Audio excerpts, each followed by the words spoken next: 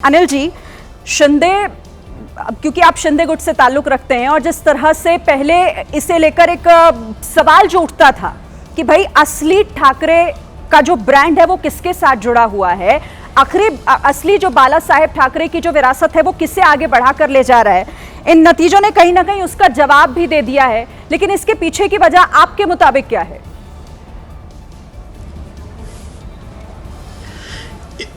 सभी को नमस्कार। महायुति की जो प्रचंड जीत हुई है, इसका जो प्रचंड जीत का कारण है विकास, स्थिरता और निर्णायक नेतृत्व के लिए जनता ने स्पष्ट जनादेश दिया है। इस नतीजे के बाद फिर से एक बार मुंबई में साबित कर दिया है कि मुंबई में असली शिवसेना कौन है, जो जमीन पर काम करती है और परिणाम देती है। ये जो जीत है वो एकनाथ शिंदे जी और देवेंद्र फडणवीस जी की नेतृत्व की है और जन हितैषी शासन की है। महायुति के कामकाज पर और हमारे वादों पर लोगों ने विश्वास पर वोट दिया है। शिंदे साहब जो 24/7 काम करने वाले नेता के रूप में दिखते हैं, उन्होंने वर्क फ्रॉम होम की राजनीति को सिरे से नकार दिया है। यूबीटी की सरकार में रुकी हुई कई परियोजनाओं को शिंदे साहब के नेतृत्व में बढ़ाया गया और पूरा किया गया। जैसे कि ओसी एमएनएसटी योजना थी, पगड़ी मुक्त मुंबई है, मुंबई करों के लिए 30 लाख घरों का वादा है। इन सारी चीजों ने इस पक्ष में लाकर बड़ी भूमिका निभाई है। मराठी मानुस की जो बात की जाती है, उसमें बाला साहब की ठाकरे जी की विरासत को किसने सही मानों से संभाला और आगे बढ़ाया है, वैचारिक समझौतों की कीमत चुका रही है आज शिवसेना यूबीटी। जनता ने ठाकरे परिवार को, बाला साहब ठाकरे को नुकसान पहुंचाने के लिए दंडित किया है। आप विश्वास मानिएगा कि जो इनका जो वचननामा आया है, जो संकल्प पत्र आया है, उसमें हिंदू हृदय सम्राट, हिंदुत्व और हिंदू शब्द को डिलीट कर दिया गया। अब इससे बड़ा क्या प्रमाण हो सकता है कि यहां तक उन्होंने, अब जहां पर सरकारी शब्द में हिंदू हृदय सम्राट शिवसेना प्रमुख बाला साहब ठाकरे जी का नाम लिखा जाता था, वहां पर उनके वचननामा में, उनके संकल्प पत्र में क्या लिखा है? स्वर्गीय बाला साहब ठाकरे। इसका मतलब है कि पार्टी अपनी मूल विचारधारा और मतदाताओं से दूरी बना लेती है तो परिणाम ऐसे ही आते हैं। एकनाथ शिंदे जी का जो संदेश था वो केंद्र के विकास का था। मराठी मानुस के भविष्य की बात नहीं हो रही थी। यहाँ विपक्ष अपनी संतानों को राजनीति में फिर से लॉन्च करने में जुटा रहा। अब आप बताइए, जिस दादर से राज ठाकरे जी आते हैं, उन्होंने अपने पुत्र को इलेक्शन में उतारा था और उसका परिणाम ये हुआ कि वहां पर शिवसेना का एक सामान्य कार्यकर्ता, महेश सावंत नाम का कार्यकर्ता, जो शाखा प्रमुख था, वो आमदार बन गया और राज ठाकरे जी का बेटा हार गया। उसके बाद में पूरी केंद्र शासित, मतलब यहाँ पे वंशवाद की राजनीति को जनता ने नकार रही है और प्रदर्शन की राजनीति को समर्थन दे रही है। यही मेरा, और यहाँ पर जो अभी जो सपरा जी ने एक बहुत छोटी बात कही है कि मतदाताओं को पैसे देकर लुभाया गया। आप मुझे बताइए, इस तरीके से मतदाताओं का कृपया अपमान ना करें।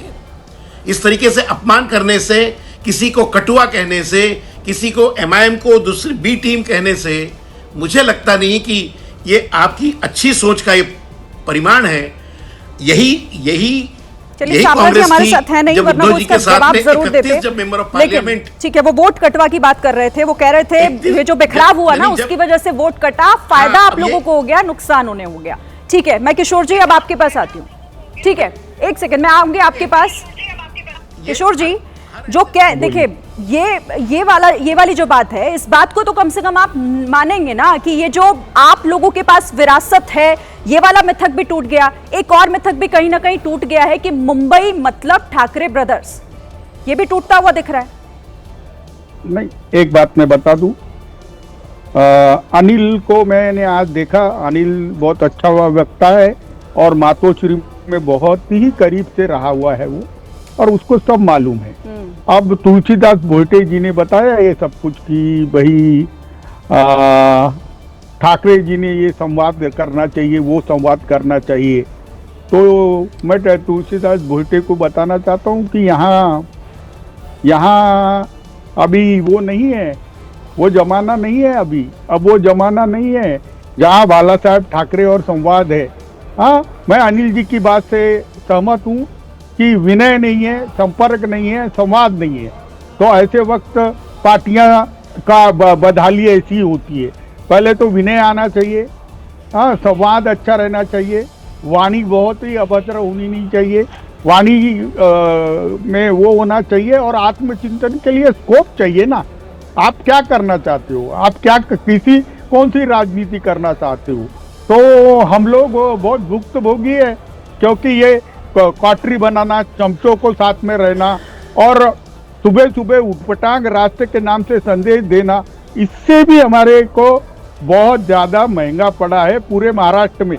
देखो तुलसीदास बोटे, बम्बई में तो हम कहीं टिके, लेकिन थाना से जो चालू होते हैं तो मैं वो देख रहा हूँ कि नासिक में सुपड़ा साहब, नागपुर में वही हाल, सभी हाल। तो ये जो 20 से 22 म्युनिसिपल कॉरपोरेशन में कांग्रेस और हमारा जो सुपड़ा साहब हुआ है, उस पर खुलकर चिंतन होना चाहिए, और पार्टी ने पॉलिटिकल पार्टी में विपक्ष की भूमिका में अब आ जाना चाहिए। 5 साल काम करने का समय आ चुका है, ये मैं बोलूंगा। चलिए, आप कम से कम इस बात को एग्री तो कर रहे हैं, इस पर मान तो रहे हैं। तुलसीराम जी, मैं आपके पास आती हूँ। इन नतीजों ने एक ये चीज़ भी साफ की है ना कि जो मराठी मानुष, मराठी अस्मिता, ये तमाम बातें जो हैं वो ठीक हैं, लेकिन आपको उसके साथ साथ विकास की भी बात करनी होगी। सिर्फ सेंटिमेंट्स पर आप चुनाव नहीं लड़ सकते, या फिर जीत सकते, लड़ जरूर सकते हैं लेकिन जीत नहीं सकते। आपको दोनों का कॉम्बो देना होगा जनता को, तभी स्वीकारेगी।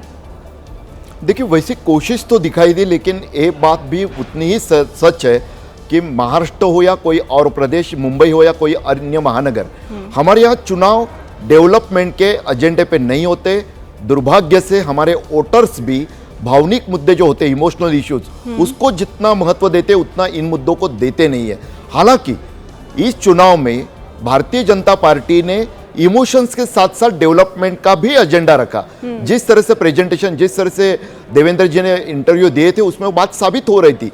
लेकिन वहीं पर और जो दूसरी बातें सामने आती है, उससे साफ पता चलता है कि वोट कटुए की जो बात की, अगर सामने अलग अलग तरह से भी देखिए, भाजपा समर्थक और भाजपा विरोधक, इन दो ध्रुवों के बीच में अब वोटर भी बंटने लगे हैं, ये हमें मानना होगा। इस सच्चाई है। अब की बात करें को, अभी जैसे किशोर जी के दुखड़ा मैं समझ सकता हूं, उनका दुख, उस शिवसेना ठाकरे समर्थक होने के बावजूद वो जो सच्चाई बयां कर रहे थे, 95 जगह पे, अभी मैं खबर पढ़ रहा हूं, एमआईएम, ओवैसी के एमआईएम को महाराष्ट्र में 95 जगह पे सफलता मिली है। उसमें मुंबई में 6 से ज्यादा सीट पाए, यानी 90 तक वो मुंबई के बाहर पाए हैं। क्या ठाकरे ब्रदर्स के दोनों पार्टियों को मुंबई के बाहर ओवैसी की पार्टी इतनी सीट मिली है क्या? ये जांचने की बात है। मैं अभी मेरे सामने उनकी उतना, लेकिन परभनी नाम के एक मनपा के अलावा ठाकरे ब्रदर्स को डबल डिजिट सफलता महाराष्ट्र के अन्य किसी मनपा में नहीं मिली है। शायद यही वजह कि किशोर तिवारी ठाकरे समर्थक होने के बावजूद जिन शब्दों में अपना दुख, अपनी व्यथा, अपनी वेदना रख रहे हैं। केशव जी, आपके पास आते हुए जो यहाँ पर बात हो भी रही है, और ये जो कहा जा रहा है कि आप लोगों की सबसे बड़ा जो फैक्टर रहा, जो काम करा, वो ये कि आपने मराठी अस्मिता के साथ साथ विकास की बात की लगातार। आपने बताया कि काम क्या हुआ है और काम क्या हो सकता है, लेकिन यहाँ कांग्रेस आप पर एक बड़ा आरोप लगा रही है कि ये सब तो एक तरफ है, लेकिन आप लोगों ने जो किया है, जिस धनबल का इस्तेमाल किया है, वही नतीजों में दिख रहा है। मैं वही आपको बात करने वाला था, और उसी समय मैं बात करने की कोशिश कर रहा था, लेकिन आप दूसरे प्रवक्ताओं के पास चली गई। सबसे बात यह है कि अनअपोज चुन के कैसे आए, धन शक्ति का उपयोग किया।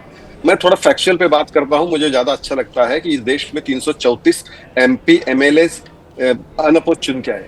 उसमें से हमारे सप्रे जी की जानकारी के लिए बता दूं, उसमें से 250 MLA MPs ये कांग्रेस के हैं। कांग्रेस के 250 MP और MLA अनअपोज चुन के आए, तो लोकशाही डेमोक्रेसी ठीक है। भाजपा के 4 कॉर्पोरेटर चुन के आए तो डेमोक्रेसी खत्म हो गई। इस प्रकार की हम भाषा करते हैं, इस प्रकार के हम थोड़ा इतिहास भी थोड़ा जांच लो। इस प्रकार की बातें करने से पहले थोड़े फैक्चुअल भी देख लो।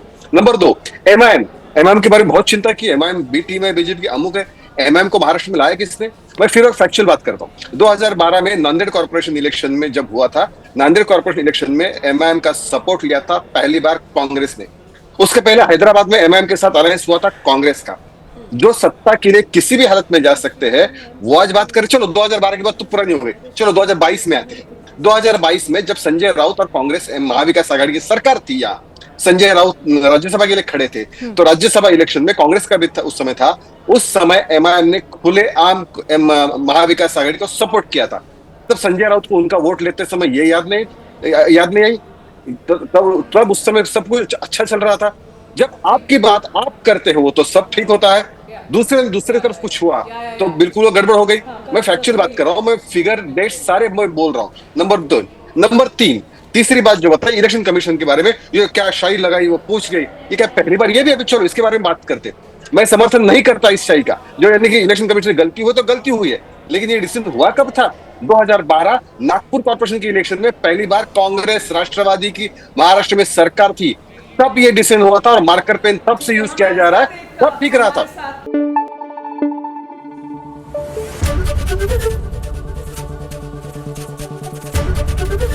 एबीपी न्यूज आपको रखे आगे।